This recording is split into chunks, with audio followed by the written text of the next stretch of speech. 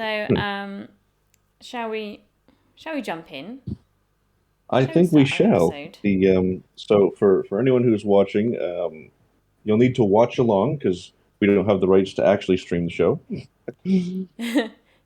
Yes. So we'll do So a little 3, 2, 1 go, or 3, 2, 1 yeah, play, and we'll and try and get this roughly in and time. say so we're starting at the HBO splash screen, right? Right before. Yeah, right from the beginning of the episode. Yeah. So if you're watching it, skip through the previously on, and go right to the Start of HBO the screen. episode. HBO splash screen. A little bit of Yeah, fuzz. exactly. So Laura, if Mm. you wanna count us in. Yeah. So I'll. Is everyone ready? We're gonna go on 3, 2, 1, play. There we go. Here HBO. we go. Ah, HBO made this. Interesting. Did HBO make this? Oh wow, yeah. What news, man? The So like I was telling you earlier in the week, I'm gonna have less to say because I haven't analyzed the middle episodes. But here's Beth. You guys, did both of you interview? Just I did. Right. Um, Lovely, very lovely lady. hmm And I expect we're gonna see more of her because I seem to remember her posting uh, a her name on the trailer shot from after the first half wrapped up. Mm. And I love this. I love this very Mr. Selfridge shop. Yeah, I really like this shop. The and I really like the purple and green in this. The mat there is purple and green. Oh, look at that. The dress from Amalia's dress from episode 1 was purple and green, Yep. like stripes. Yep. Oh, here we go. A little bit of turn of the century sexual harassment. So that's always pleasant. And yeah, like I said, it's oh look, purple again on the hat. Hats. And you guys, and once again, so correct me if I'm wrong. So did one or both of you also talk to the costume designer too, right? Or the production designer? Chirag did talk to costume, I think. I missed out on that one. Oh, boo. Oh, look I at that. know. So we see Beth's powers and her hole in the glove, which that's all the way back to episode one, where I pointed out that that there's a lots of shots of Amalia with gloves at the very opening. Mm. Like that's pay attention. It's important. She's obviously a witch from Hogwarts, and she's perfected her Wingardium Leviosa. Oh, look, even that guy's wearing purple. The security guard is. I never noticed till you pointed out just how much is in there. Yeah, now I we're in feel like Lost. I feel like that's foreshadowing for oh my God, what's her name? The tall one, the really tall Primrose? one, Primrose. Later. Oh, and we get a little bit of What a helpful flyer. I'm sure that will yeah. be really good for her, having found that. She's gonna find Amalia and Penance, and she'll be a-okay. Yes, that is absolutely what's going to happen.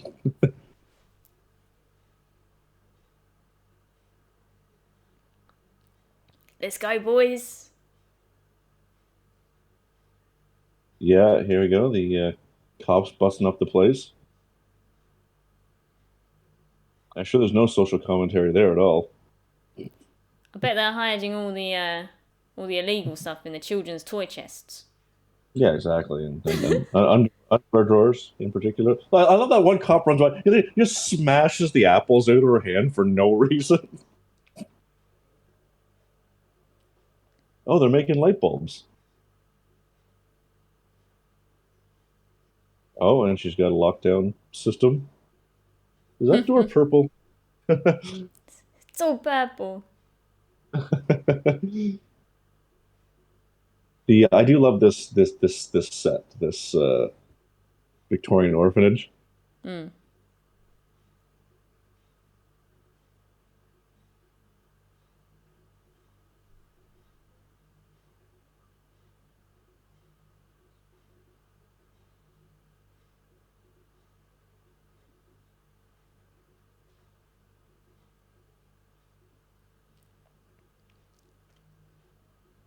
I do love Amalia. Like her wardrobe is banging every time.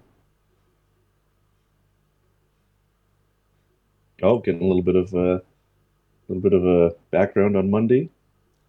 You might like to, although we never see it yet. They talk about it.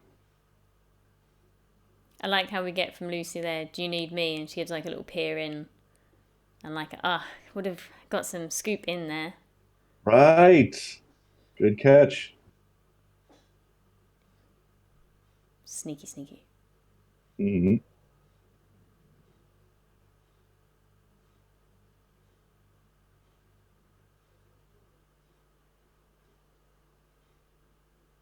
Sarcasm, very nice.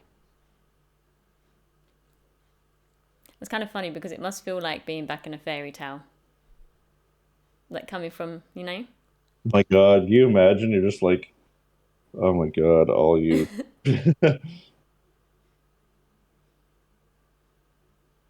Natural feminine restraint, eh?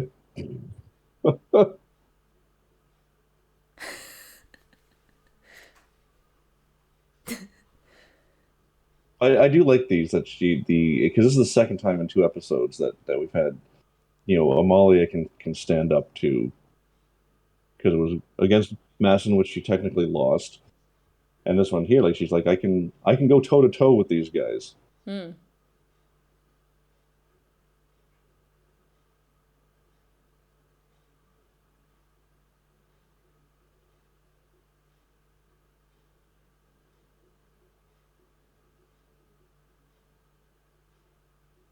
Oh.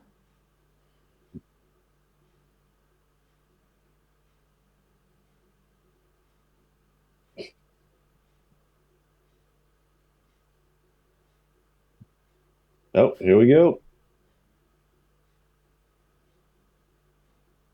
I'm a little confused by the dialogue here is a little weird. Why would the police chief was surprised that the judge overstepped? I'm like, well, I'm pretty sure that the judge is higher up on the hierarchy. Like, yeah, Monday clearly went Through straight him. to the judge, but it just it feels a bit clumsy.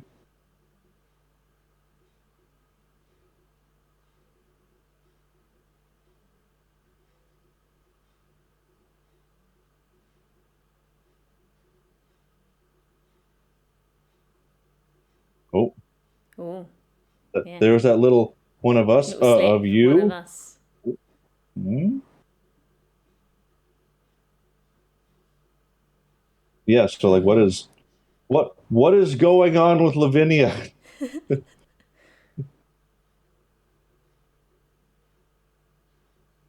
Well, no, we couldn't. Okay, so she's clumsy there. It's like Mundy couldn't have done this. The superintendent had pressure from above, but that is not what you said earlier. Like, it's very clumsy, and I don't love it. You want to know exactly what the process was. Yeah, Exactly what exactly. I mean, happened. well, at the very like it's you have a this whole thing that's governed by rules, so and you need to that to track, especially in the same scene. Hmm. So what does the superintendent have to do with it if he went to a judge who authorized a raid?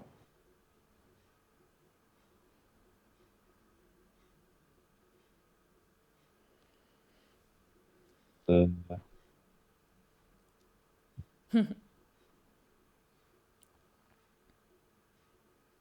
is it everyone's favorite line?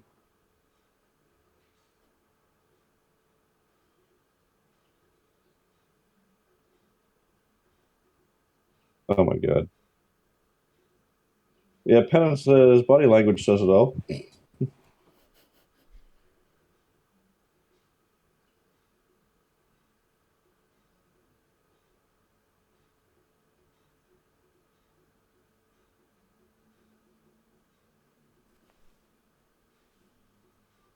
Mm.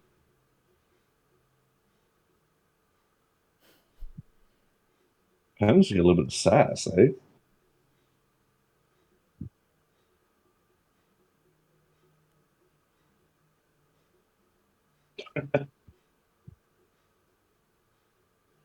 I do very much like Madison's like police thugs patrolling the city like that. There's no way that's going to go wrong.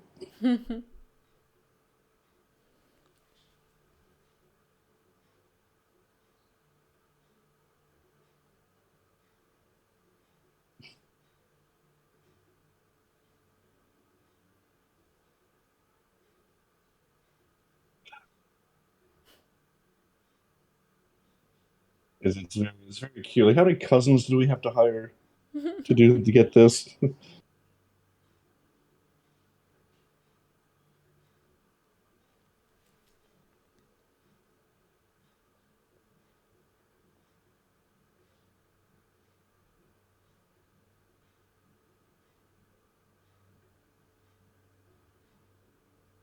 That's nice. She's not a baker. At this point, though, I was like, what the Mhm. hell does he mean? I was like, why did. Okay, once again. This is where it's a bit clumsy because he clearly because he saw Amalia fight on the stage, and they were talking about Lavinia. I don't recall them mentioning that Amalia was a baker before she So headed I up don't the know or. whether it was in that like original newspaper clipping, like, Hmm. you know, Amalia True, Hmm. who did work at the bakery on so and so street, is now the head of this Yeah. orphanage. I don't know. I mean, we can. I guess it was he because he was reading it. We can infer that, but as the audience, it feels like it's like Yeah, it was a really strong line. yeah, it's like who's a baker? Because Yeah. you guys were talking you were talking Lavinia. It's like Lavinia was a baker. What? Um, but yeah, so like I said, there's things in there that it's once again these are small in the grand scheme of it complaints. It's just it's there's clumsiness every now and again when it comes to the writing, and I do love these two. I love because this is not quite round two, but remember in the last episode when they all met at the theater, Mm. uh, uh, Masson got a little jab in at Hugo, and then we find out that dementia sucks.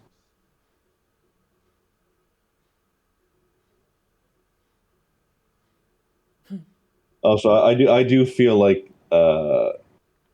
Swan would wallop Masson one on one.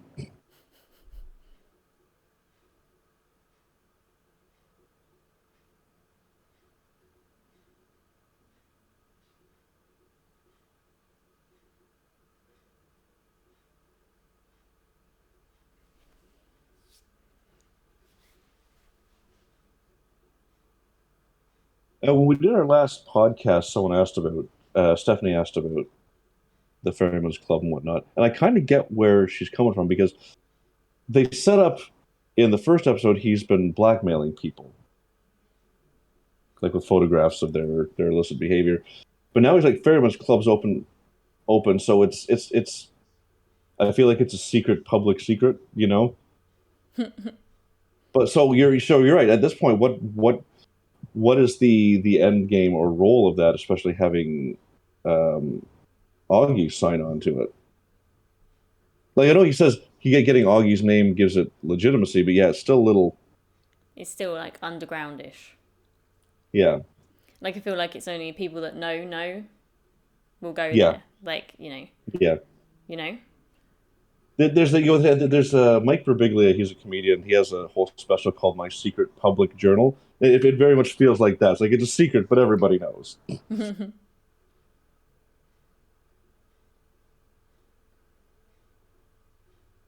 And yeah, like this is kind of because this is a scene that once again exposition, but we also kind of get a scope of how many how like, this episode is giving us an idea of how many touch there are with them. Mm. So there, okay, I should with this the other. There's nothing that so far hasn't paid off. Like here's a new invention. Like oh, because she doesn't even get a chance to use them against Melody later, right? I'm trying to think because there is like I think there is a little fire explosion, Right. or it I'm might trying be to in the think. next episode with Bonfire Annie. I'm not sure. We will see. I can't Yeah. remember. Now this one doesn't pay off till later though, till the She next just episode, I points think. it straight at her face. I was She the would have the first time I watched it. lightsaber and be like, Yeah, I expected that to be the easy joke of her shooting herself with it, and they didn't. I was very happy with that. because it's funny enough that she's just doing it. Like that's the Yeah, come on. And oh, the betrayer. No male visitors ever. ever.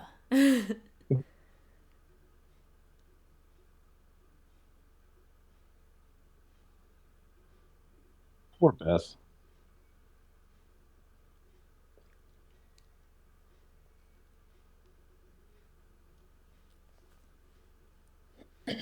A little Just motor showing up with car. people in the So. carriage. Oh, what a fancy carriage you have Oh, yeah. there! Oh yeah, I Like, love that she's got the driving goggles now.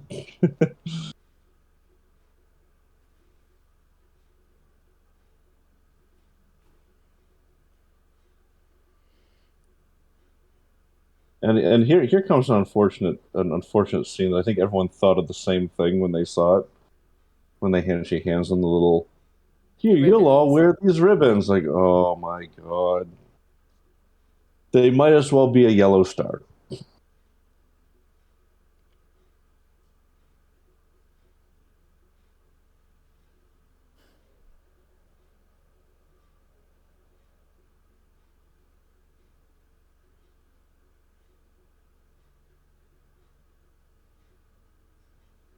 So yeah, earlier I said the her touch Beth touching the polar bear and it goes up like to the second floor and the guy like looks at it in the face. That's Mm. very it's little foreshadow. That's very foreshadowed to when they're taking pictures with Primrose.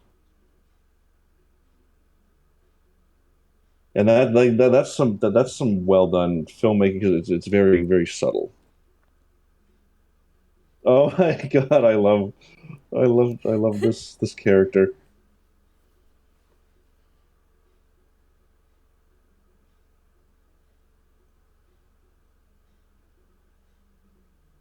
Okay, so here's my impression of I find episode 2 rushed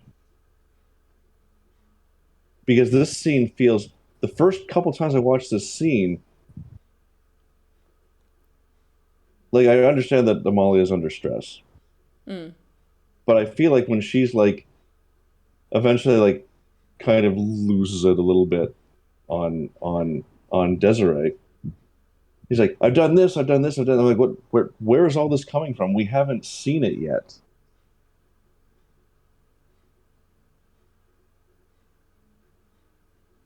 I get that she doesn't trust her because like, oh, this is very convenient.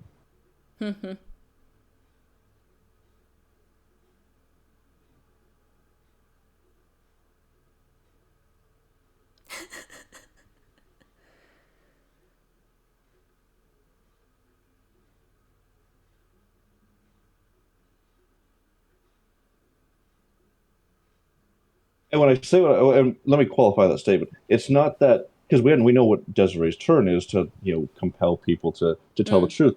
It's not that. It's the amount of stuff that comes out seems very jarring because we've only just met them, so we don't know where she's at as far as trying to figure things out.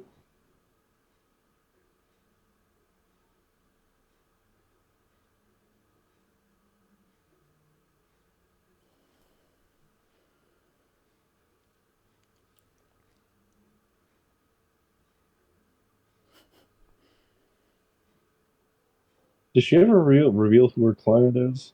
No. Does she ever? I don't No, I don't think remember. so.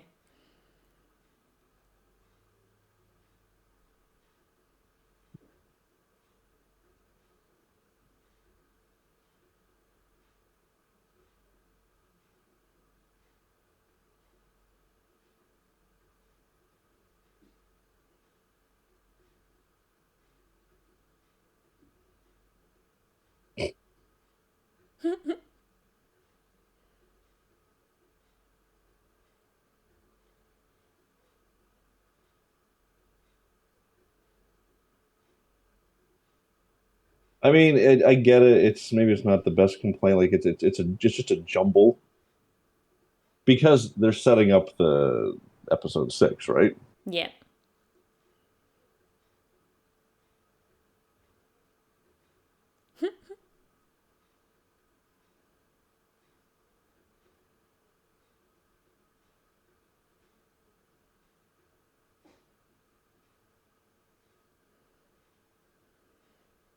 Oh, duh.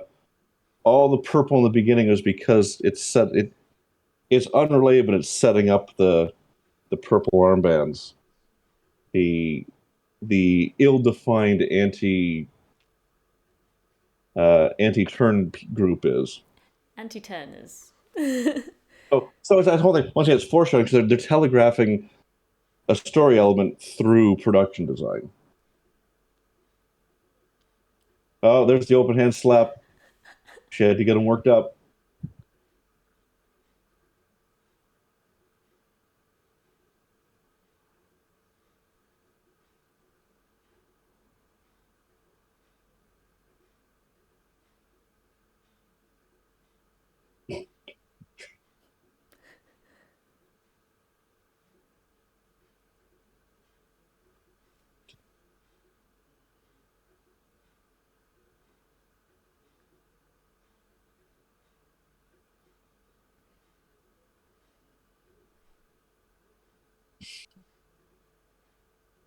And then he does.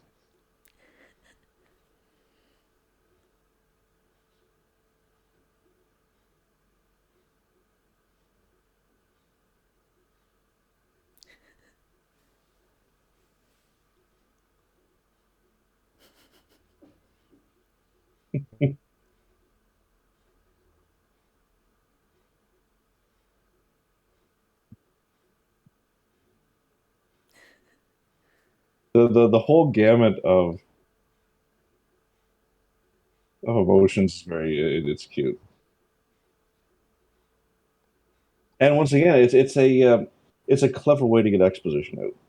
Hmm. Like, how do we learn about Monday's relationship in the most efficient way possible?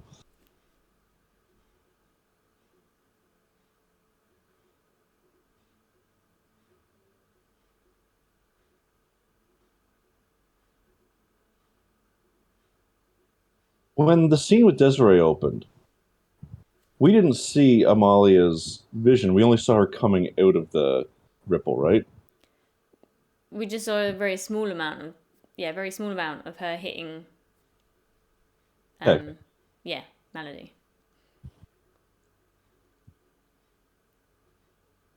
I think we get a bigger snippet when she sees the picture on the wall.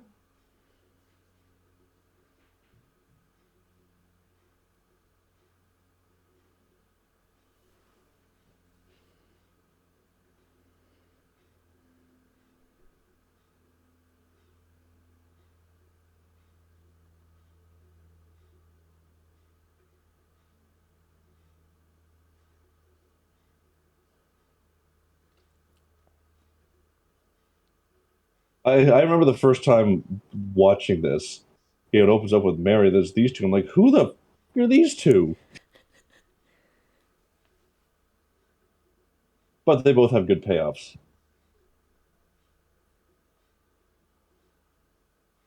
More so this poor girl. Mm.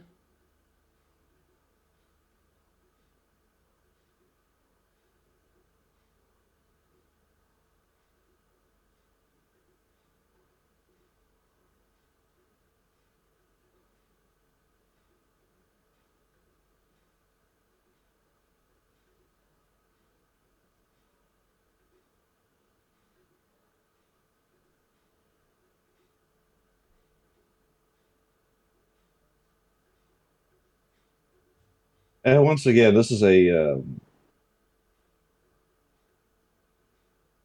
okay, how do we show what he can do? It feels it feels kind of shitty, like shitty behavior. Hmm.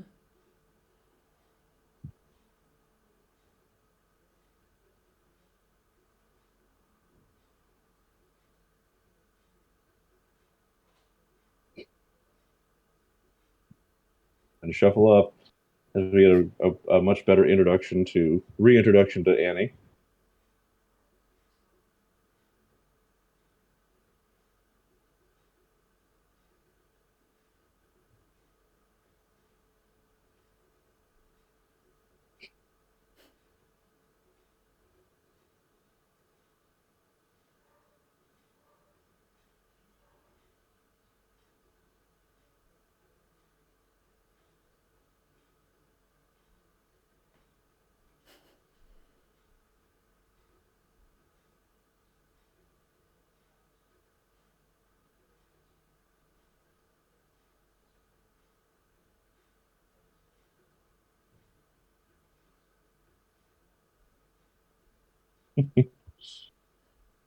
Lean in for a little kiss.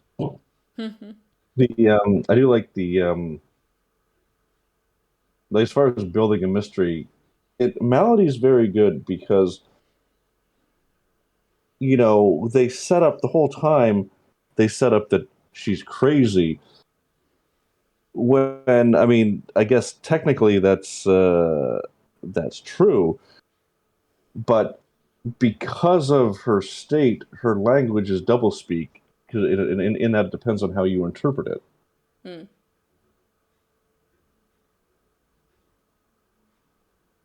So when she's talking about, like right there, she's like talking about Amalia True, saying, "I want her, I want the whole soul." So she knows there's the melding of individuals, as it were.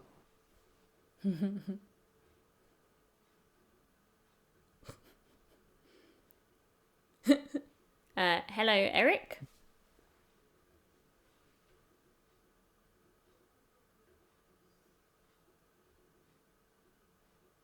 The oh yeah, here we go. A little bit of let's show off.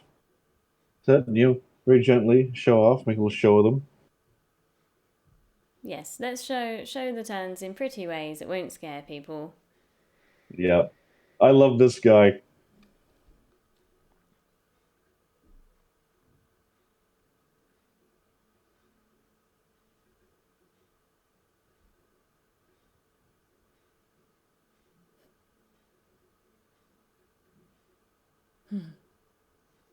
Okay. Oh, okay. We're gonna talk about the elephant. Remember she asked about that? Mm-hmm. That's in our last podcast. Stephanie asked about that, and yeah, so it's two things. It signifies her mother's background as part of the gang, but if you look at the Galanthe in episode 6, it's very you only get those two shots, and they're so quick, but its head and face are very elephant reminiscent. So once again, this is foreshadowing something down the line. That's a cute little prop. It's really nice. Hmm.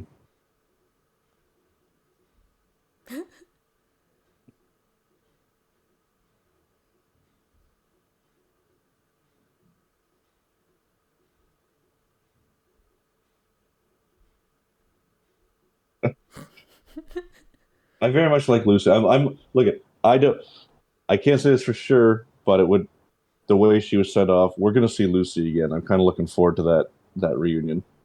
Mm.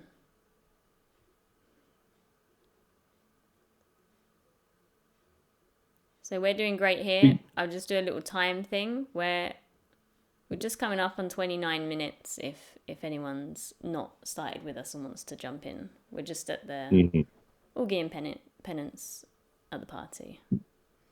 Now, okay, so I might be slightly ahead of you, whether it's just a timing thing or not. They're now the two of them are alone. Is that where you are? Yeah, we're alone at the party, sorry. Okay. Yeah. Yeah. Yeah. They're in the painting room now. Mm-hmm. Okay. Yeah. Um,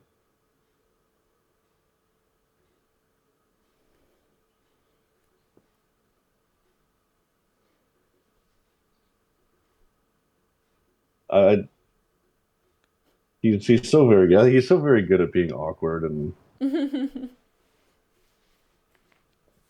apologies, Eric. I meant to say hello. I mean, I said hello in the chat, but Laura actually did the did the work and said hello on online. So, hey, Eric, how's it going, my man? Good to meet you.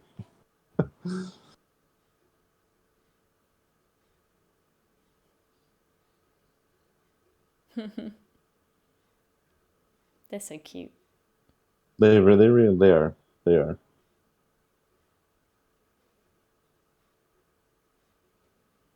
And I like the way he describes his turn, his experience with it.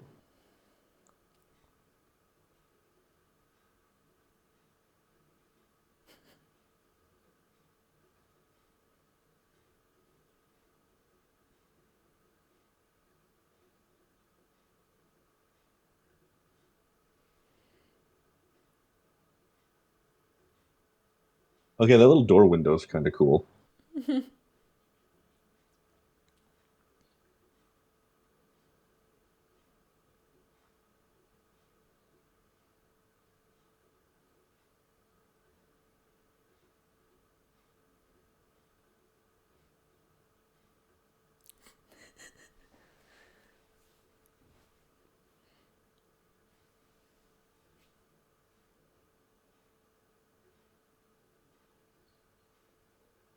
An acting choice that's really nice. That it takes him a moment to get it.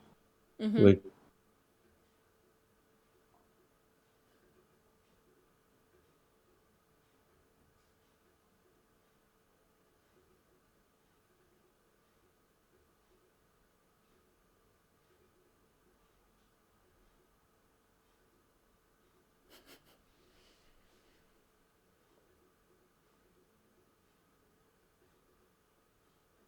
or Beth back to her journey.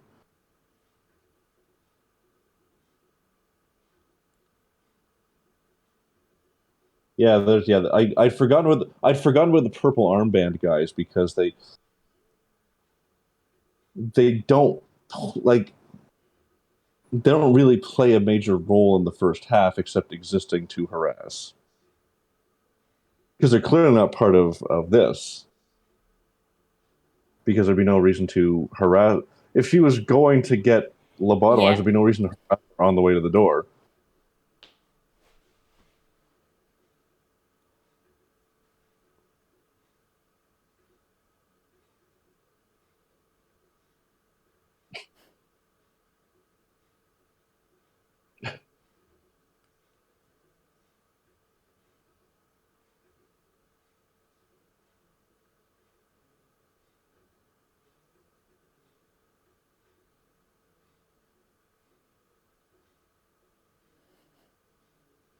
I messaged George and let him know we gave him a shout out last week.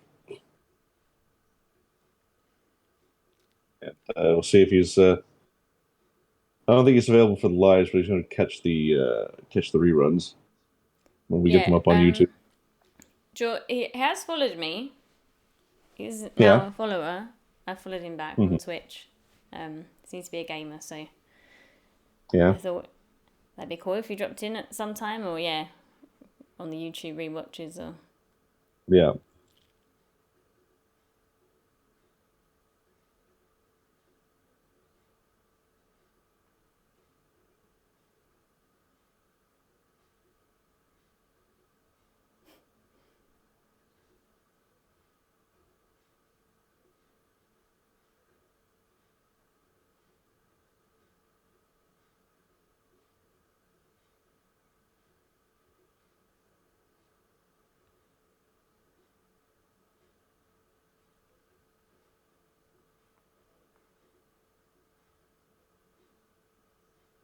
I remember you guys talking about you and Shirag talking about this. The she sheds her skin when she from episode one when she jumps down and the dress comes off and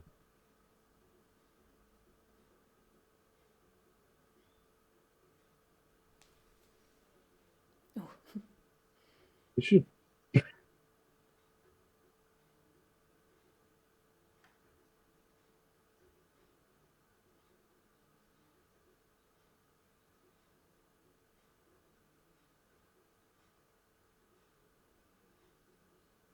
But yeah, I haven't spent any time kind of really looking at Melody's dialogue, but just from, that one line, we know that every double speak has a meaning within the show.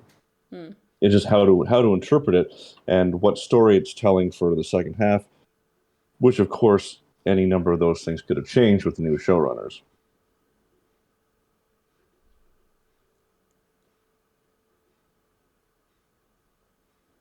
There's some clarification on her turn. Mm-hmm.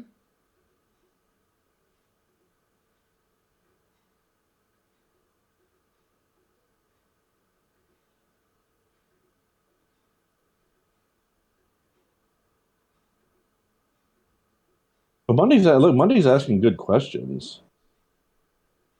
He is an inspector.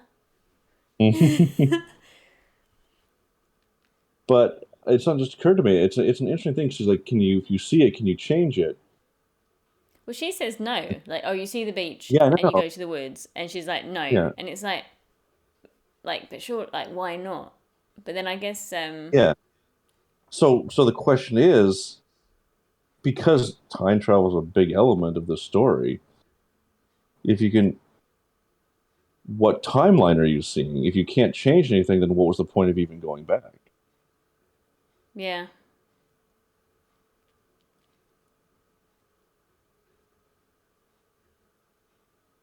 Anyway, that's a question that we may never get an answer to. It's a interesting Well, little aside.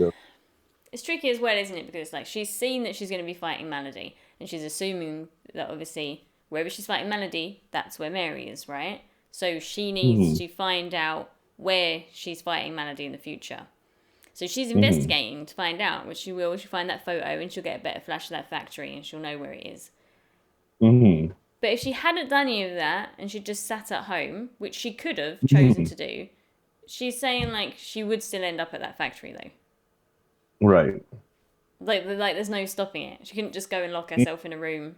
Yeah, I don't right. know. Time travel stuff's tricky, isn't it?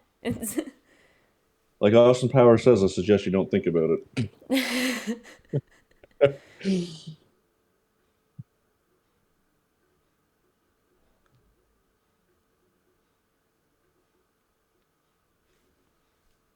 Yeah, it's you know what? I feel once again having done this rewatch again. I mean, I've watched all these episodes a number of times, but we're kind of looking at it differently now.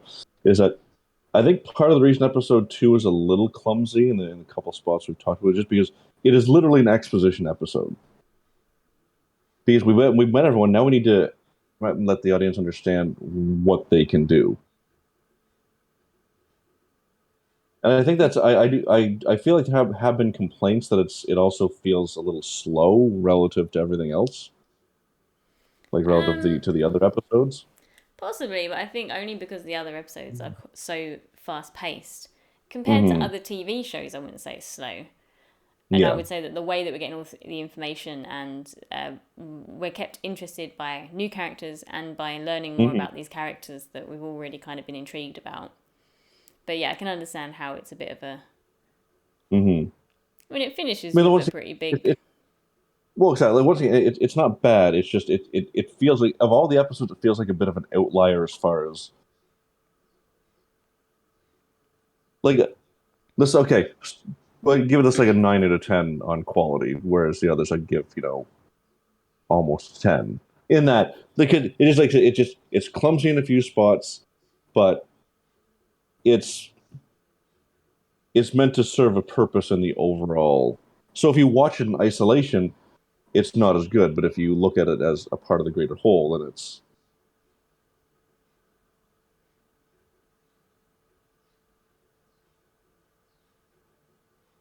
I feel like on one of the podcasts, one of you guys were doing a Q&A, the email. Someone said thought they saw something rippling under Lavinia's dress, and I've never seen that. I wish I could remember the exact details because someone was trying to figure out whether there's actually is she paralyzed or is something She's her legs actually an octopus transformed. lady. She's Yeah, I an don't know. octopus. I don't know. Hmm.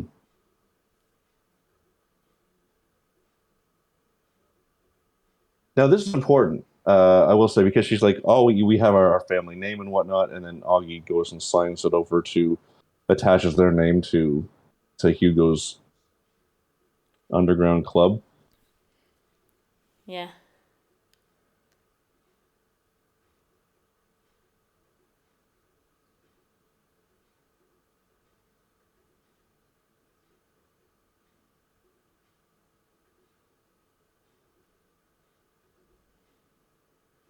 He,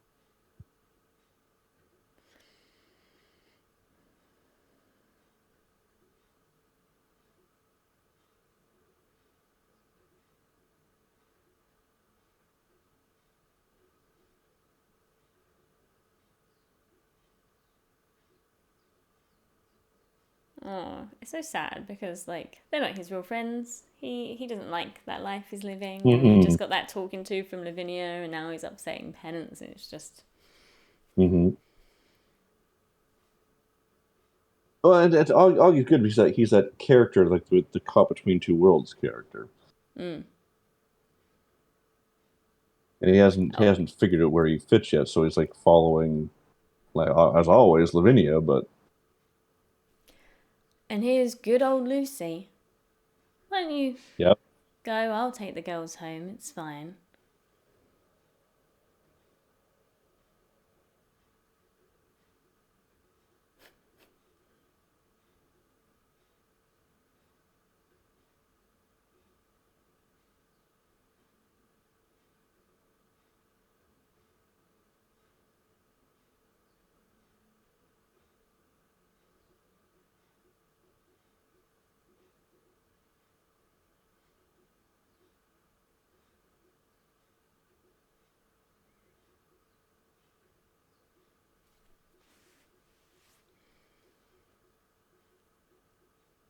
oh,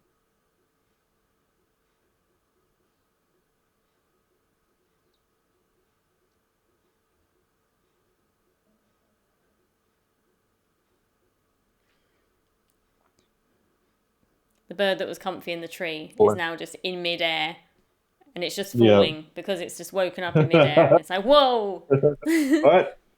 just like Okay, now I get it. The once again, there's so many things it's hard to remember everything. But I don't, let me jump ahead, or let me do two thoughts. Realize that everyone's very stationary in this episode. mm, Like Amalia's been like this is a several scenes, but this is a long time spent in this location. They spent a yeah. long time at the party and whatnot. And just say, I noticed that Augie was looking down at the ferryman's. Oh, here you go.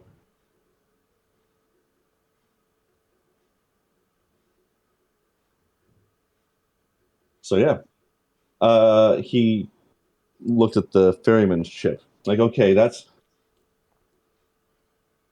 him putting his name on the ferryman's was a conscious decision after his dressing down by Lavinia.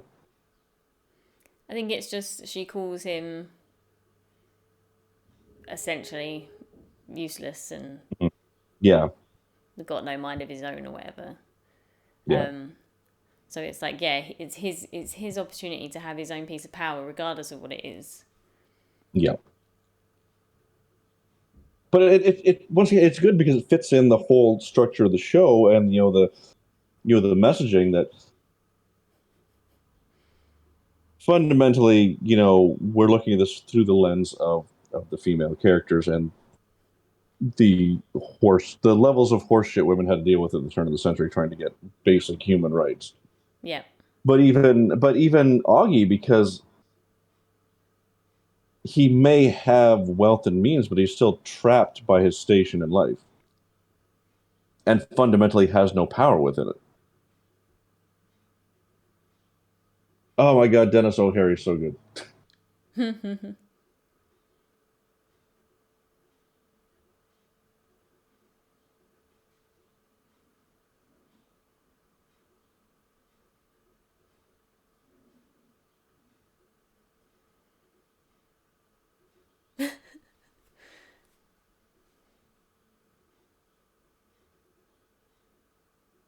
George. I follow George. I talk to George every now and again. I like George. He's pretty awesome. Yeah, George is great. And as I said in the last stream, he's a Slytherin, so Okay, respect. there you go.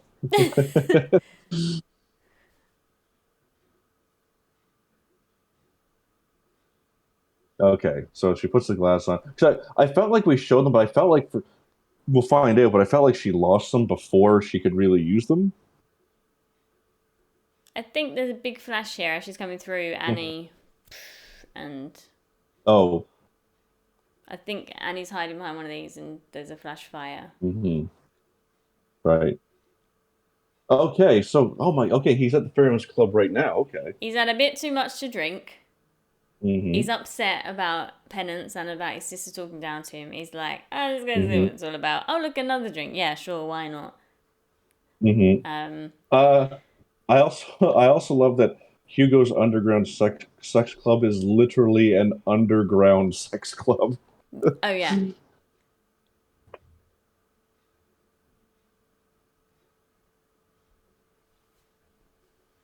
I laugh.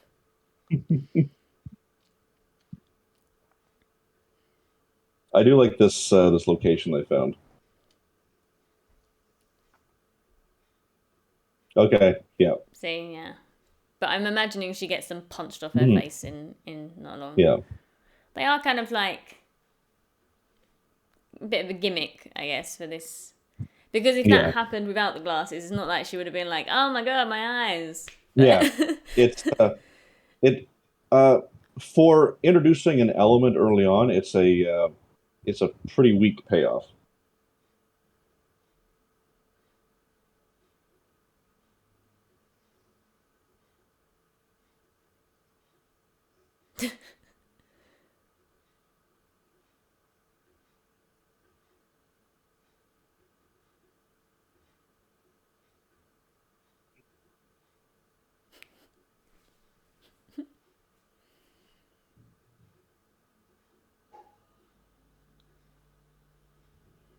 He's taking his power.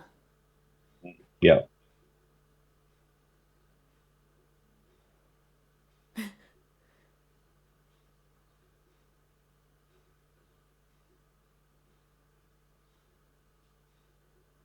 I'll be honest. I actually like this part because Augie's so I can't flirt when I can't do this and this. I just dude, just let it have this.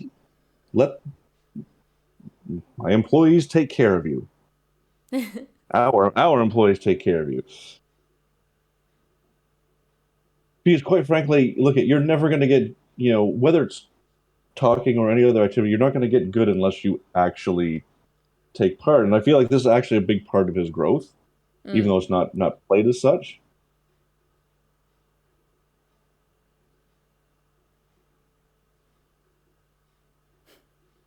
Because look, there's big things on the horizon, and you need to be able to pivot and go with the flow. Like we already know that there's a big conflict coming.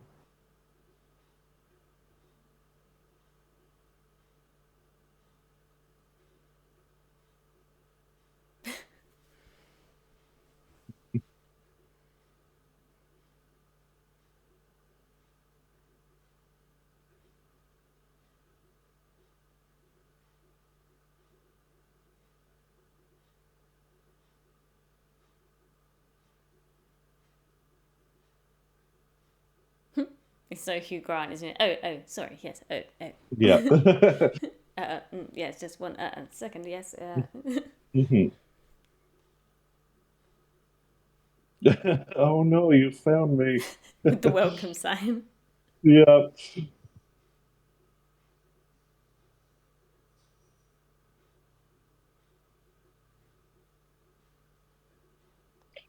There was the Okay. flash.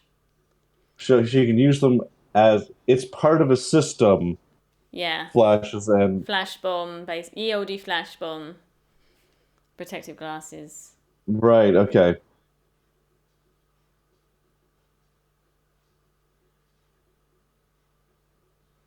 It is funny how their power. Well, no, it's not her power, but she's a badass and she can smash shit out of people, right? And Yeah. a Melody seems to draw the power Hmm.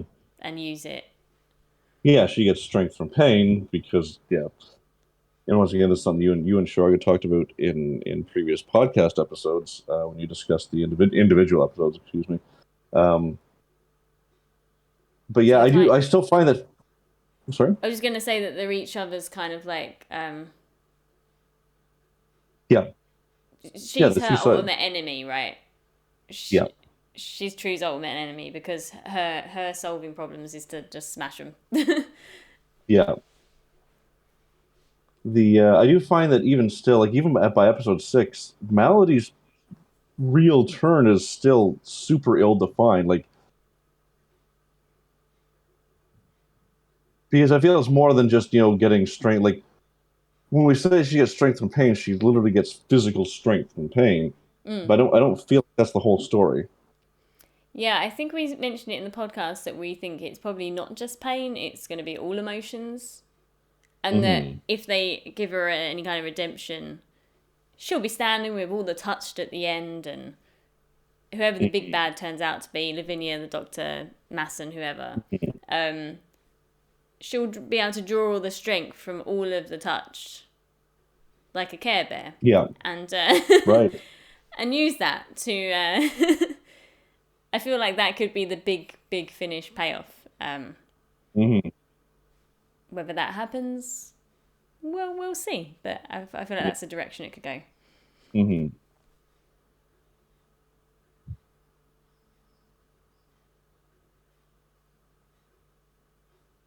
I do like that because of the non-linear storytelling that you know it feels like Amalia has kind of forgotten about Sarah, but now she realizes who it is, and that that guilt Mm. comes back like a hammer.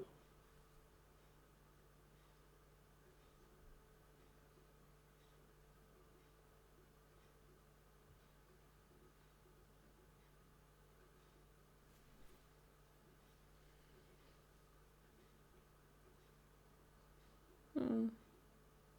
And look, I gotta be honest. I mean, well, I don't want to jump ahead. We'll talk about it in episode 6, but I do understand why Prue made the decision she did Mm. regarding Sarah. I mean, we can jump the timeline because sometimes everyone's seen this, but we'll talk about it when the episode comes along. Yeah. And we're seeing Annie's uncertainty of her loyalty Yeah. to Melody. Hmm.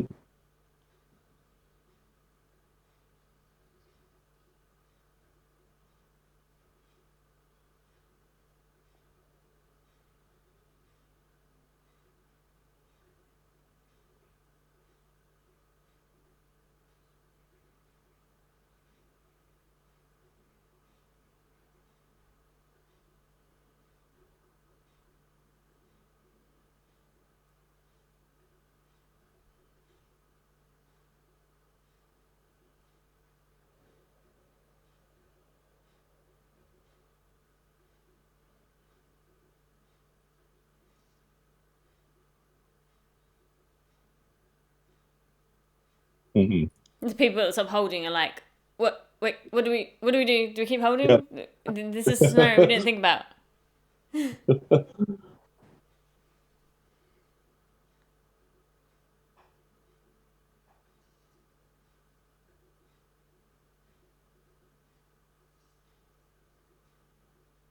She's like, Annie, bitch.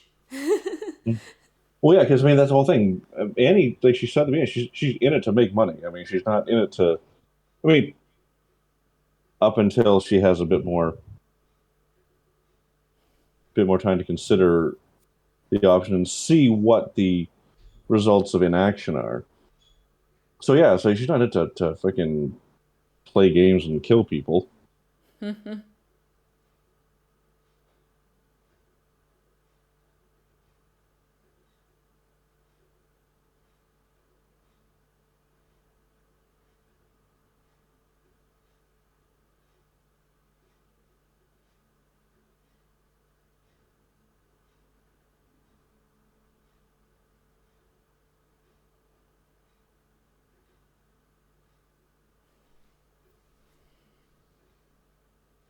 So far she's been stabbed and shot.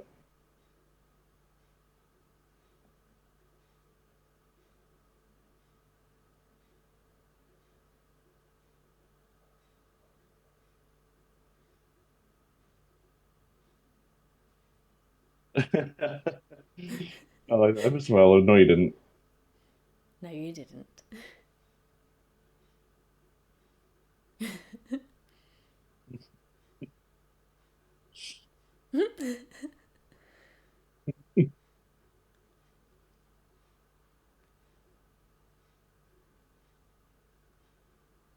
I do, and it's what that's one of the little subtle things there too. Just their interaction, that little touch. Mm. It's telling us without telling us, which is very nice.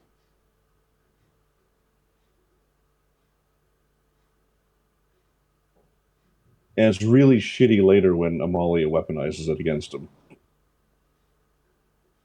Whatever episode it is, she's mad at him and she says some cruel things. The staircase argument. Yeah.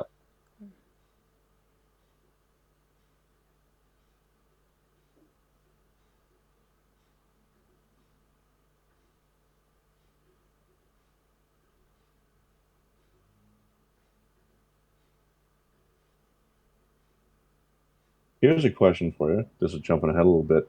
I know that Mary's dead and buried, but you think we're going to see Mary again? No.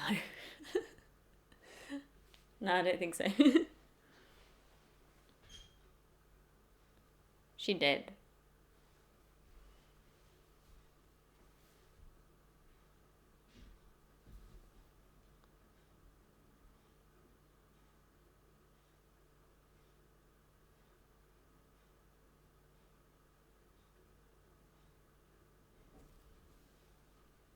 And she's not just physically tired, Frank.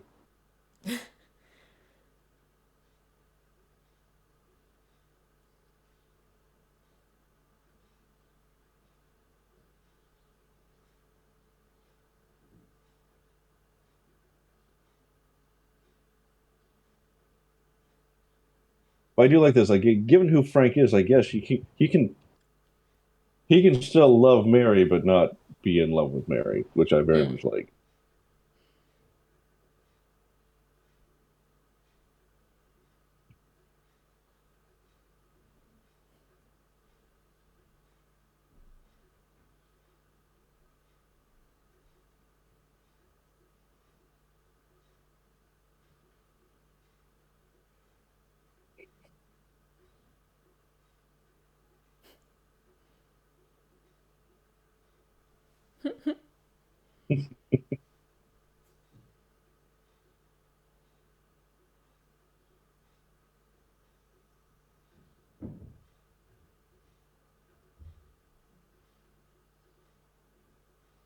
So it's such a good role because Dennis O'Hare just gets to chew the scenery, you know.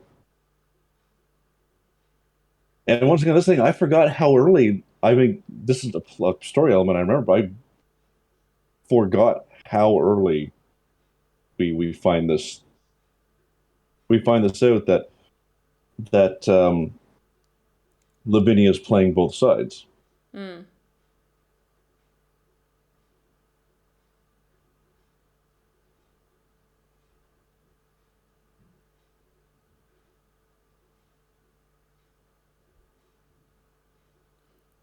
And it was who was it that found the line "Ain't we got fun" is from a song that is in the future. Oh yeah? "Ain't we got fun"? What you just said, yeah, it's a line from a song that is from that after this year. Okay. So, Okay. Okay. I didn't know that. I don't even remember you guys talking about it. I don't know if it's this one. There's a few. When I look it up, there's a few, but they're all like Mhm. 1900s, Yeah, obviously, like songs. right. See, Beth's been turned into a drone.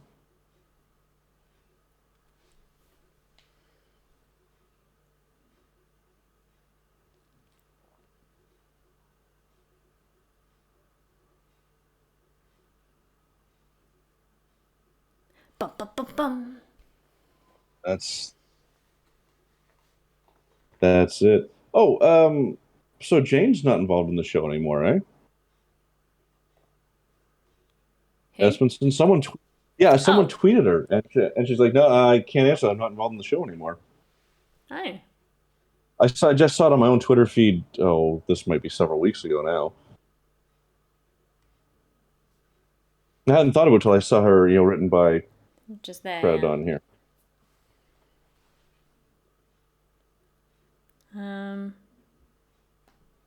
Yeah. Right. Let's open up to questions. Yes. So that was episode 2. Lots of exposition, bringing us up to speed on a number of things we're going to need to know for the next 4 episodes. Oh, let me turn up feet up here. There we go.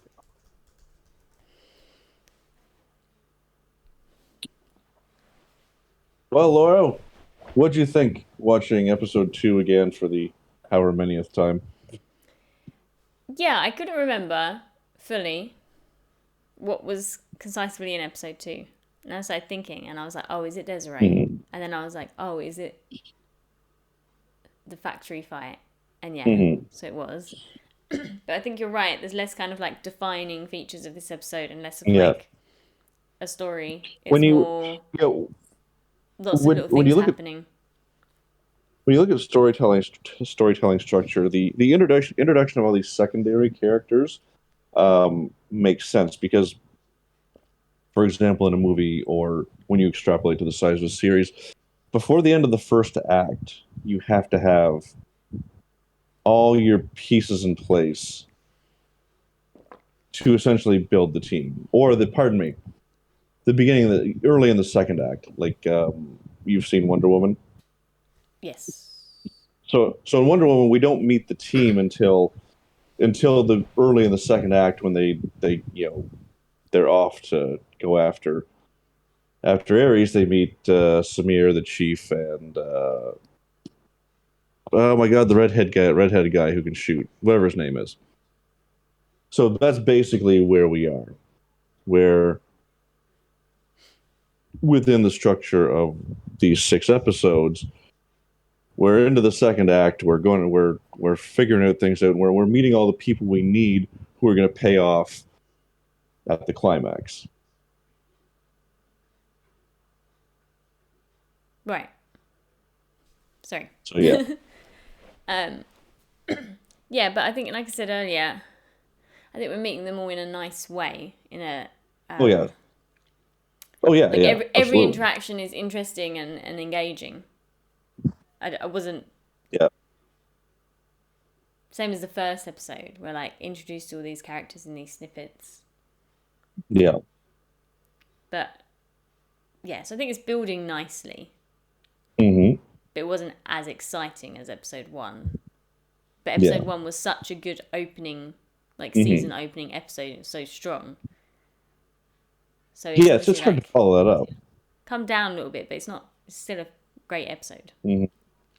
I'm trying to think actually what was my least favourite episode. Is the next episode the one with Lucy? I feel like I feel like it is. No, the next episode ends with Mary.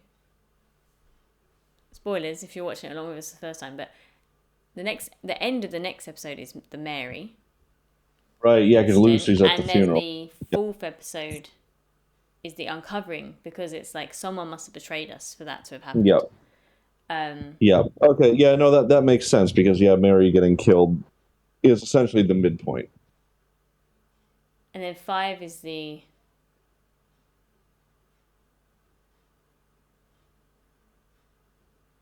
Do we get? 5 sets up them going to attack.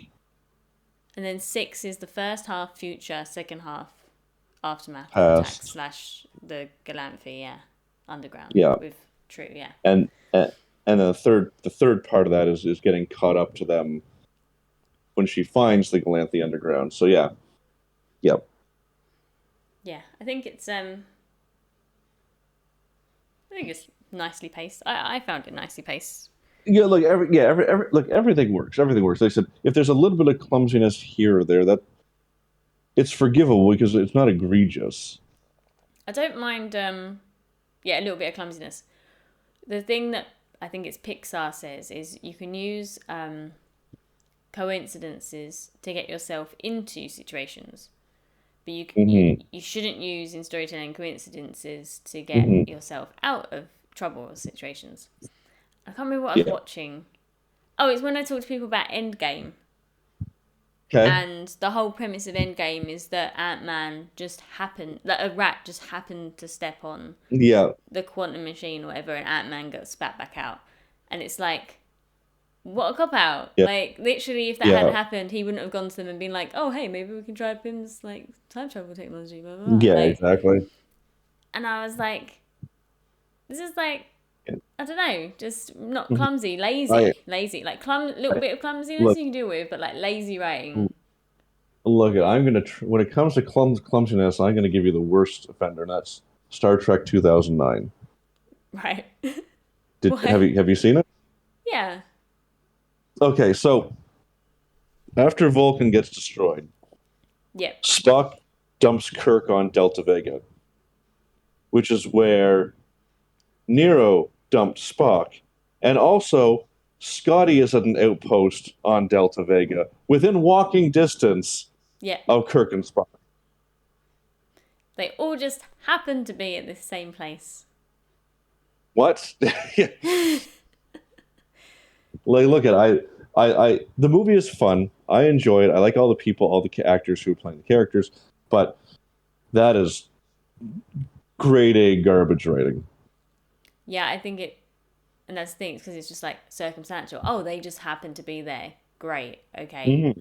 Because my question is always like, what if that didn't happen? Would it have still kind of Hmm. turned out the same? Yeah. You know, like I don't like films where you see Hmm. people get like very narrowly almost shot. Because I think to Hmm. myself, in that situation, they could have got shot. So like that situation shouldn't have arisen because we may have ended up with a different outcome in a real life Hmm. situation. So I prefer things where it's Yeah. like there's not any like really close calls like that. Yeah. Um, but yeah, like I say, it's a fun enough movie that you can forgive Yeah. that. The second one I didn't like so much, and then the third That was, one that was a was mess. The second. the third one was alright.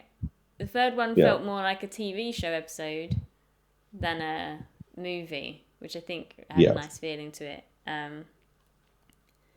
And yeah, but yeah, I don't think the Nevers does anything too. I No, think no, everything no. There's gets nothing. wrapped up really nicely, and everything is kind of like I said in the first episode, everything seems to be meticulously thought out and have its place, and Hmm. it may come back to be Well, important later. And well, the other reason, like it's important to find flaws as well, just because so it's not just a constant, rainbow and lollipops. Like this is the best show ever. When like even the best show ever is not the best show ever. Like there's always flaws, and if you can identify them, then that means you can at least watch the show critically. yeah, I don't think I ever watch anything uncritically. I feel like Yeah, tell me about it. I mean, I'm at the point where I'm like, I go into everything expecting not Hmm. much. Because if Yeah. I go into anything now expecting at least a good level, I'm disappointed. Hmm. uh, Look, there's nothing better than going in with no expectations and finding a good movie. That is yeah, amazing. and I'm Um, not even so harsh. I'm not that harsh a critic. Like mhm. I'm happy to accept movies that are really fun and great, but if you was to actually assess them as a movie, are terrible movies. Mhm. Because I've got a lot of some of my favourite movies are terrible movies and did awfully and Yeah. everybody hates them and Okay. like on paper they're not the best movie ever, but they're just fantastic movies. And but they've got to be fun still. Like that, I Yeah. can sit and watch a Marvel movie that's not an amazing movie because it's like, oh yeah, it's just some superheroes, and I can like switch off and just enjoy and watch, knowing that it's Hmm. not an amazing movie. But certain things, when you want to sit and watch them, you want to be getting the best. And yeah, I find now Yeah. not many things grab me. Like picking up new TV shows, I find really difficult. So having watched this Yeah. and really Right. loved it, I was like super happy because I was like, really hope this is gonna actually be good, and it was. Yep. Um, Yep. to be honest, I don't watch that much live action Hmm. TV. I think the like other than this, the last live action TV show that I finished watching Elementary, which Hmm. is just Sherlock Holmes, and then I had Johnny watched Lee Miller and what's her name? I always forget. Lucy Liu. They make a like they're a good team. They work well on screen together. Yeah, they're really good. I absolutely love them. And the show, obviously, it's just like a serial thing where it's the same thing every episode, but again, it has like a story Yep. every season. They're really The well done. I've been watching Strange New Worlds, which is Okay. if I Laura, if I was going to recommend you to get into Star Trek, watch Strange New Worlds. It's 10 episodes, and it is just so well done. It's fun. It's exciting. Um, and The Orville I've been watching because Seth MacFarlane's over on Hulu now, so he can do whatever he wants. He's not limited by network television. Right. Hmm. Yeah, I might. I mean, I don't know. I'll give it a go. Maybe we'll see. If Sean watches it, maybe I'll watch it. But Yeah, yeah, I mean, I look, just I mean, look, I get it. There's so much TV to watch because everyone's always like, watch this, watch this, watch this. So I mean, I get it. And if you've been disappointed a lot, you're like, yeah. I I mean, get it. I watched Umbrella Academy, and I've watched Stranger Things.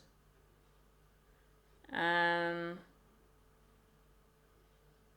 and then I get disappointed because I watch things and then they get cancelled, and I'm like, ah. Yeah, that's So the.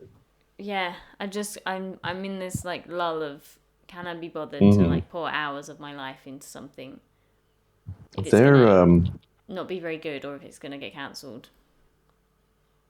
there was a show. Um, that's right, Sean. That's right. You definitely watched Strange New Worlds, man.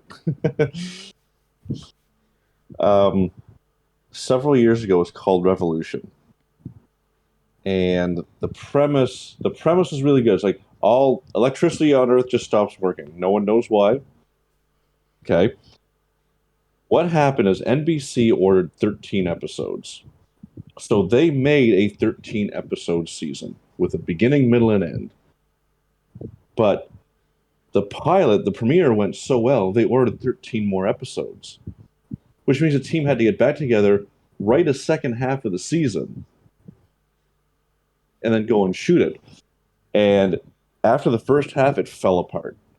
They got a second season, which was even. I didn't even. I think I made like 5 episodes into season two,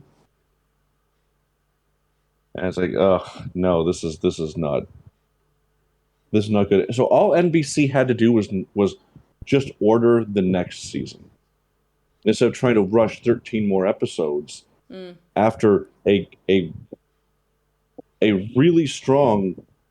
They said they wrote half a season and it was perfect. money. No, well, it wasn't perfect, but it was pretty good. I watched the first Uh, episode. This was back when I used to actually watch TV. Like I was still mhm. living at home, I believe, and like my mum's like, "There's a new telly on, a new TV show on." We'd watch it, but I fell asleep. I was enjoying the premise. I remember falling asleep and then waking up and having no clue what was going on, and then never watching another episode. I don't know. I don't know why. My mum must have not liked it, and we just didn't watch it anymore. Mhm. But yeah, I remember it. But now if you say it went to crap. So we watched Santa Clarita Diet with Drew Barrymore and Timothy Olyphant. Yep. Oh Oh my my God. days, Uh, love, love, love. Very much Timothy. like he's so good, isn't he? Well, I've I been love it because he's always a tough guy, right? So you put him in this role, and he just knocks it out of the He's park. always. I Yeah. love how natural they are. Like for Yeah. me, natural acting is like the pinnacle. As soon as Yeah. I'm like, oh, they're acting. I know they're acting, but when it's like really real and I really believe them, that's when I'm most at home enjoying watching a show. Yeah. Yeah. Um, and Santa Clarita's Eye is so good. Much like the Nevers, I like all the characters, and they all seem the way that they speak, the way that they act is all exactly. Yep, that's how they would be. 100% buying into all these characters.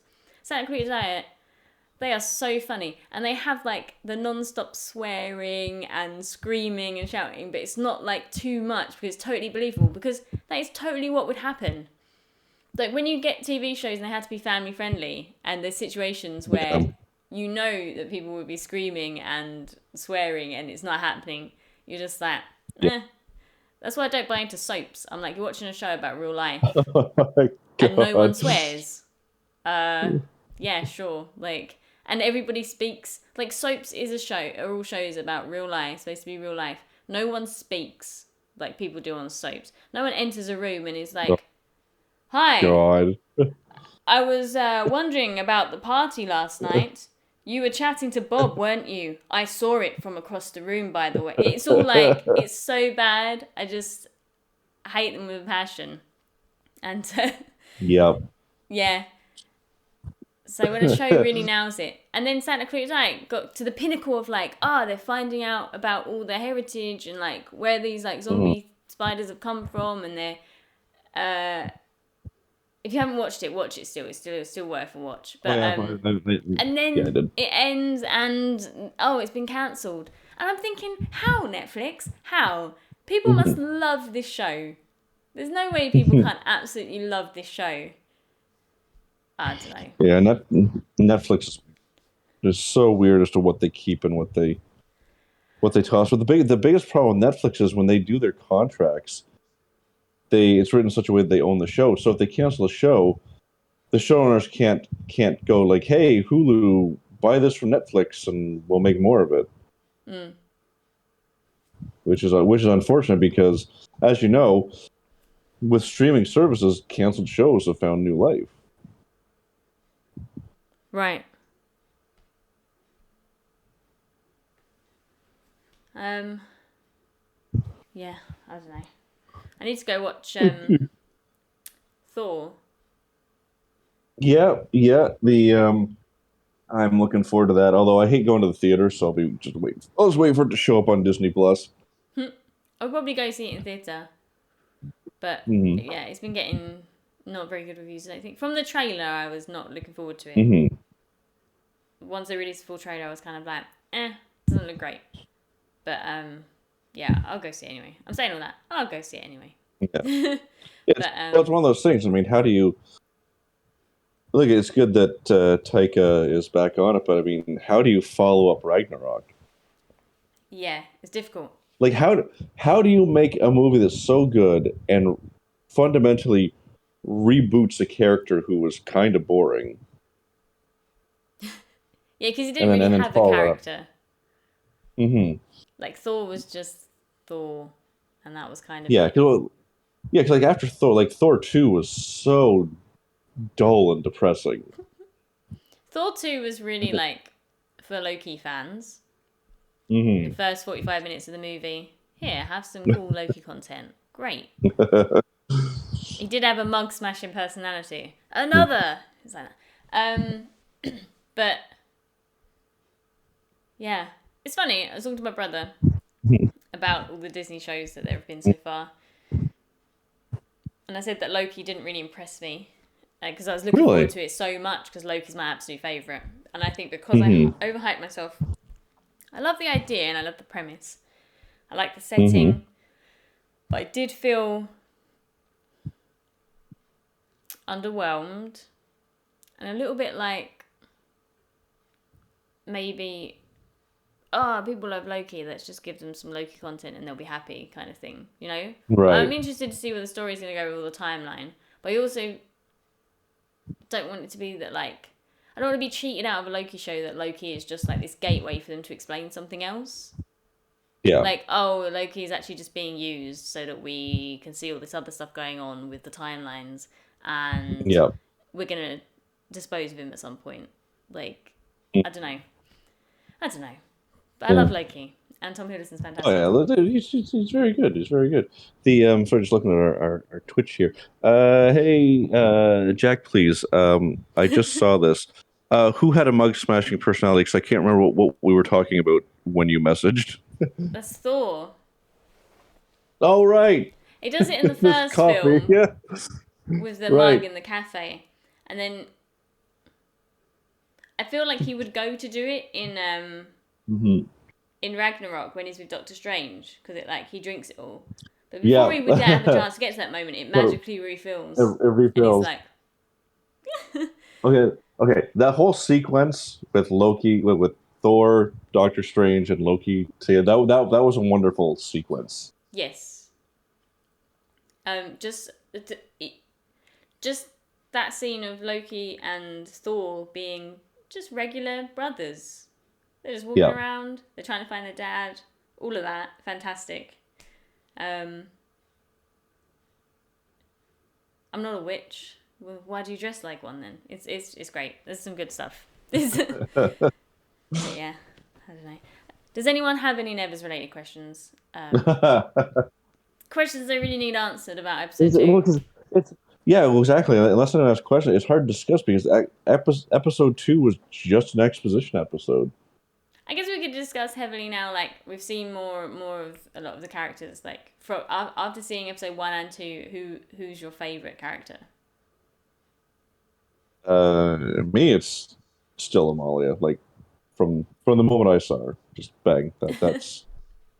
I'm into there because like I said before. It's because even portraying that tough as nails, that underlying damage and vulnerability, she somehow portrays both at the same time. And like, just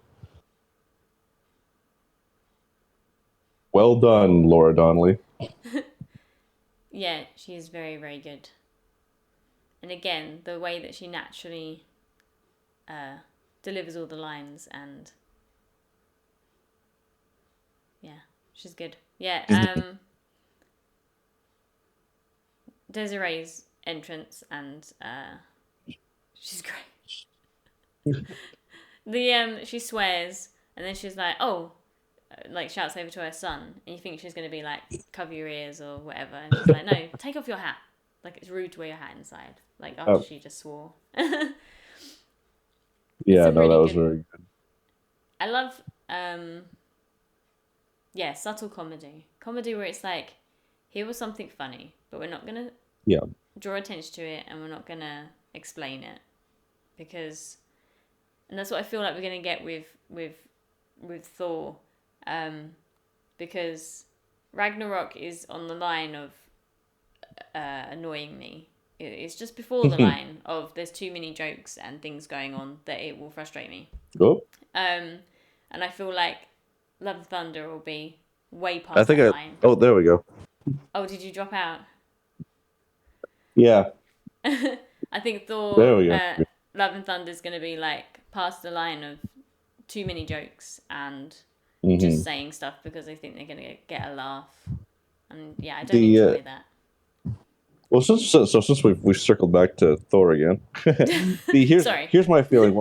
No, it's fine. Why I liked Ragnarok, because episode, like, the when you look at the Thor journey, the first Thor movie, he was an arrogant shit, but it was also, he had a fun personality. Like, there was fun, there was laughter, there was passion there. And then for 2, he went completely to the other end of the spectrum, which I understand from a storytelling perspective, because he's like, I was behaving poorly before, now I need to take things seriously, but then he took things too seriously. Mm. And Ragnarok brings him back to a middling where there's fun, but is punctuated by taking things seriously. And yeah, there was a lot of humor in Ragnarok, but given the world they landed on with Jeff Goldblum in charge, I will accept it. This is the thing. It's kind of like it's new. The world is. I love the color scheme. You've got like the harsh Hmm. red and whites, and then you've got all of the like pastely, tealy blues and like yellows and oranges. The the world, and yeah, we kind of excuse all of the stuff that happened because it was like a one off, and it was like everything here is crazy, and they've fallen into Yeah. these situations, and everything's nuts. Which is why I kind of like it's fine. I can deal with all the funny. But if it's the same level of jokes and everything, but in a new setting, I'm gonna be like, just like feel like it's there for Hmm. no reason or just there to be funny. It's the same feeling I had with Guardians of the Galaxy. I loved the first one. It was like this new thing. We have this Star Lord character. He's just human, and picked off of Earth and thrown into this world. All the characters are funny. The way they Hmm. interact, everything that happens, brilliant film. And then the second one, I've only seen it once at cinema because I won't watch it again. I didn't like it. I really didn't like it because I felt like I was just being like used as an audience member. Like, oh, you like the first movie? Let's just give Hmm. you more of that, but with no real story or substance behind it. The I'm with you up until after watching the second one, because the first time I watched the Guardians of the Galaxy 2, I was like, uh, it's okay. But on rewatches, it's definitely my more favorite because there's a lot of messaging in there about family and how the family you're given isn't necessarily your family, and you can choose your family, and there's some pretty good stuff in there, and it's definitely grown on me as my more favorite. Oh, really? Like especially Maybe all the stuff with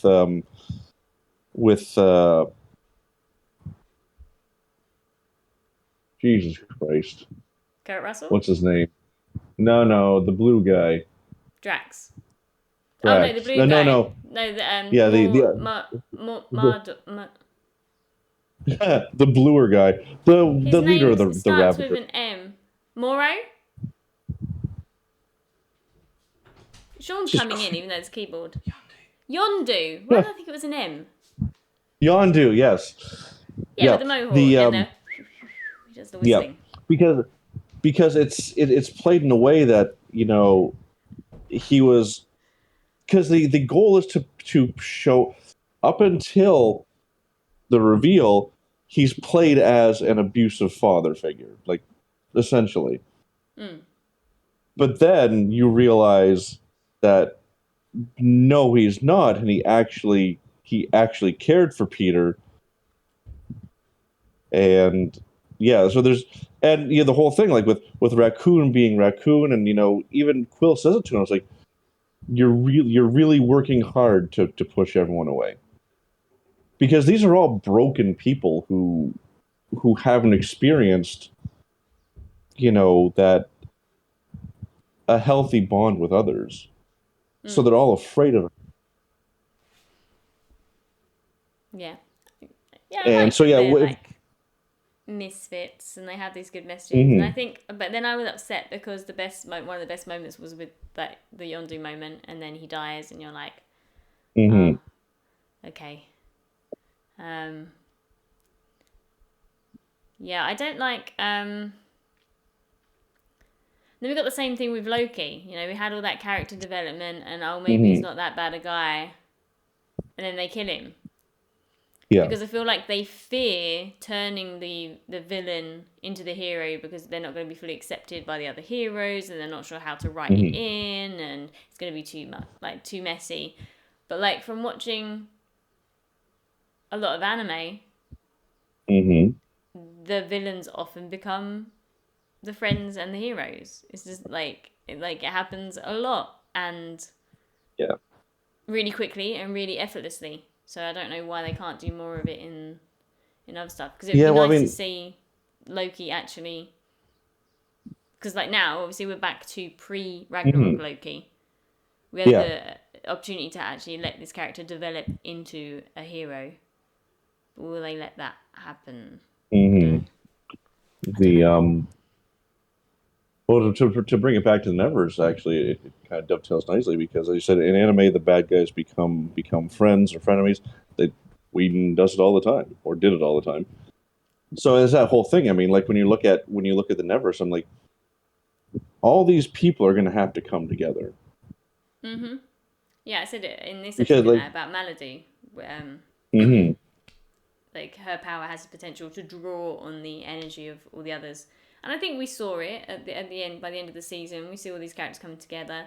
We've seen Bonfire Annie, you know, mm-hmm, not change her ways completely, but like yeah. develop some kind of moral Well, compass. well, that's the thing I like about Bonfire Annie because, but Bonfire Annie isn't like, once again, in that interaction when she's like, I can deal with stupid, like I can deal with that, I can't deal with stupid. Like she's I can't remember the right word, but she's essentially a freelancer. She looks out for number one. She's not fundamentally good or bad. Yeah, she's just like a gun for hire, but Yeah, she sees something that she doesn't agree with, and she's like, yeah, I'm gonna help these other yeah. people. But she even says once she's gone over to their side that she's just there because, you know, that's how she's feeling right now. I Hmm. think in the next episode, something like that. She says the line, Yeah, and it's kind of like right. she's not necessarily loyal to you guys. This is just where she's at right now, and that's great. That's good. You shouldn't have to be like, oh, Yeah. I believe in this 100%, and Hmm. this is how I feel. Well, that's But that's why I so surprised and enjoyed in episode 5 when they split off into two teams, and the fact that Penance and Amalia had, were on opposite sides of the debate. and it was That's one of like, my favorite because moments. yeah, Amalia is like, so we got to fight for the future. She's like, what's the point of fighting for the future if we're going to let our own die right now? Like, why even bother? Mm. So yeah, they split off into two camps because at the end of the day, they're both right. Yeah, there's no like wrong answer. There, Hmm. and I think in a lot, especially like talking about superhero movies and stuff, there's a lot of like, this is right, this is wrong. You're a good guy, you're a bad guy. But there is like the Hmm. area is so grey, and Oh yeah, absolutely. like I talk about Yeah. X-Men a lot, and like Magneto is such a good character. It's like Magneto's done some really bad shit, but like, are his views wrong? No, you can't say his views are wrong. Well, Like, exactly. And you're right. That's why X Men. Like I said, I'm not. I don't really like comic books, but I like comic book movies because I'll tell you this: I don't consider comic book movies. If if you look at them, there's general explanation for why people get their powers or whatnot. So in my mind, it's science fiction. right, yeah. So, but yeah, X Men is good because it's you and Magneto are fighting, or Magneto and Xavier are fighting for the same thing. It's your tactics that are different. And I got to be honest, if you look at human history, just in the last 120 years, people got women got their rights, laborers got their rights. All because they took they stood up and fought, and some Mm-hmm. of them got killed. But they had to take the rights by force. So Magneto isn't wrong. And I think in X-Men's case, Magneto's spent so many years watching Xavier trying to do it the right way, trying Mhm. to live Yeah, with society, and it's gone back in his face so many times, and Magneto's like lost so much that it's like, why are we even trying this anymore? Like, yeah, they don't care about us. Why are we trying to care about them and live in a world together? hmm, Like, we're stronger than they are. Let's just take the world. Let's like we should be in charge. yeah. Why not? Like, and yeah, is and there's a lot of superhero stuff. Mhm. I think most of the Marvels. One of my favorites in the Marvel shows that's come out is The Winter Soldier, because that's Okay. like really got good messaging and stuff as well. Because there's the blip and all these people. Thanos gets rid of half the population, and it Hmm. actually, obviously, unfortunate people losing their families, people losing people that they love. But it makes the world a better place. Thanos was right. There's no people going hungry. Everyone has a home now because they've all been relocated. Have you watched it? Yeah, Yeah, everyone's been yeah. relocated.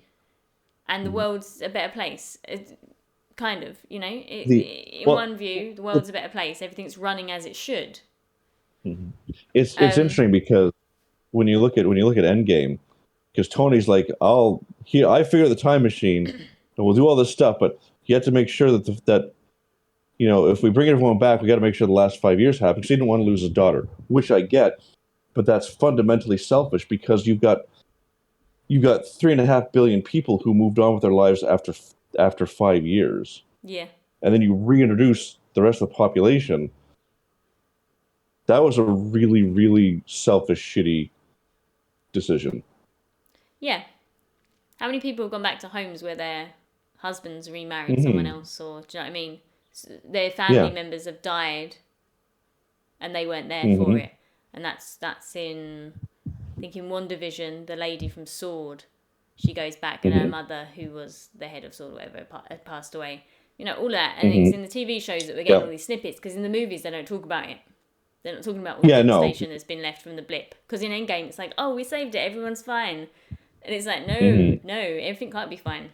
And this is why I like Thanos so much. Not, Yeah.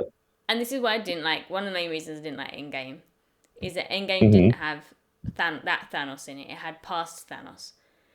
The Yeah. Thanos in Infinity War has such a good resolve, and that's his view. He thinks this is how the only way the universe is going to be a better place for Hmm. everyone. That's his Well. view, and it does like showing it. It does make it kind of a better place for everyone. Like it's Mhm. a solution to a problem that no one wants to kind of like talk about.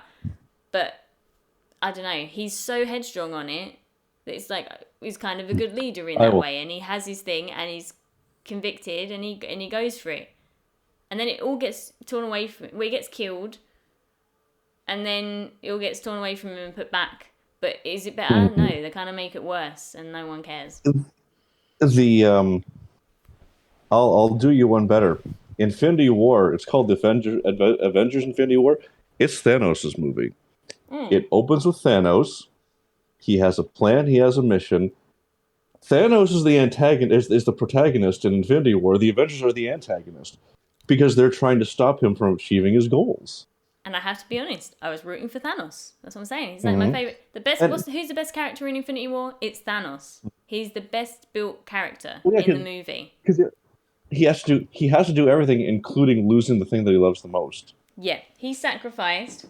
He's worked tirelessly for years trying Hmm. to make planets one by one better places by culling half the Hmm. population or whatever, which is an awful, Hmm. awful thing. But it's the only way he goes to these planets and he sees how much they're suffering, and he's like, "Hey, I've got the power to just wipe out half the population. No one will be hungry Hmm. again, or at least for another 1,000 years or whatever. When you're overpopulated again, no one will be hungry. Everyone will have a place to live."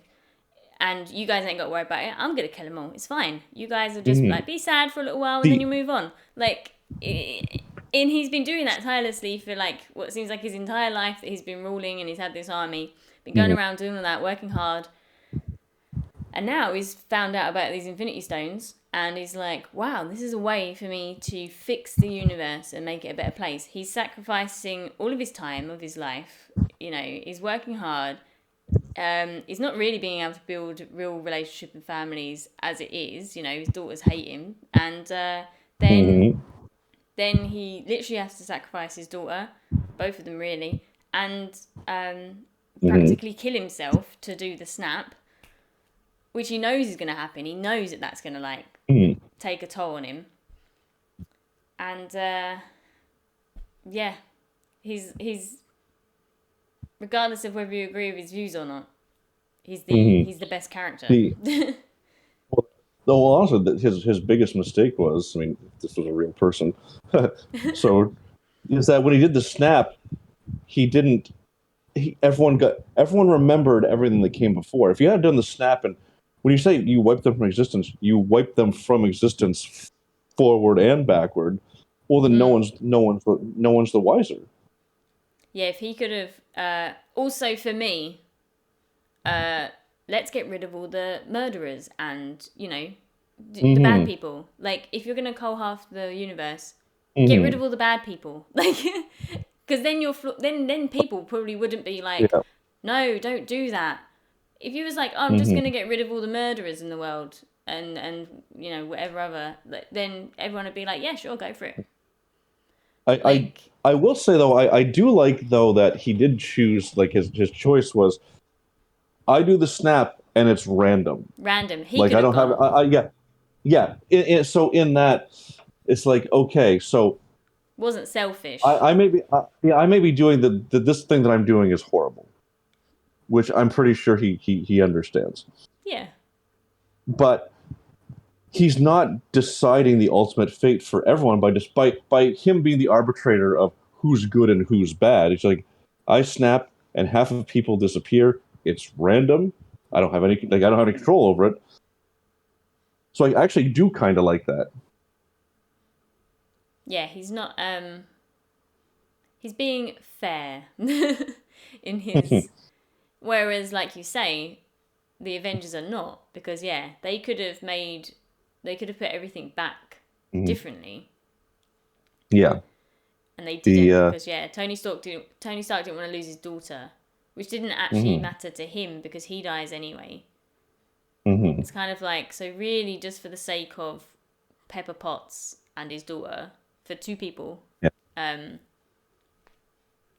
he sacrificed like the well being of every single other person in the universe. Yeah, there's things are because that's the thing. It's like things on Earth are fundamentally worse. You can imagine what other planets are like because everything has shrunk to cater to 3.5 billion people instead of 7 billion people. Well, then you bring back 3.5 billion people. That means you need to spool up industry and agriculture and water product, like all the things. It'd be a fucking mess. Mm. So, anyone who's still watching, welcome to our Nevers conversation about Thanos. Our favourite character in the Nevers? Thanos? No. Hey, look at There's a lot of purple this is though. what happens when you don't ask questions. Um, yeah.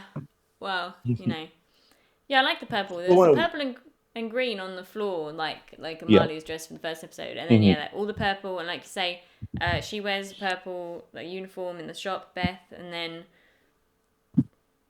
the like you say, yeah, the armband. So it's funny Yeah.